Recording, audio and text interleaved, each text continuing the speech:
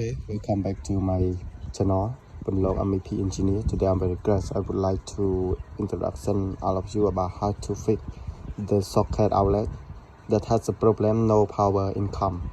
So I take out the outlet outside with the screwdriver out, and then look at the line that has 3 lines.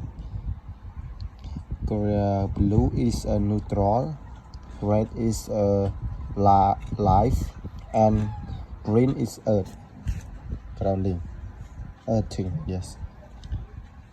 And there is no power to income with the terminal block. I test with the electricity, but no electricity income here. So I take out, you must check out, yeah, take out this one, and you will see it has a socket, sub current that has a load is upper than the unseen. Normally close button can be used or reset, yes.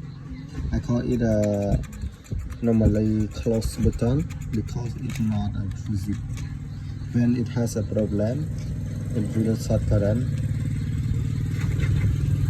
and it connects like this.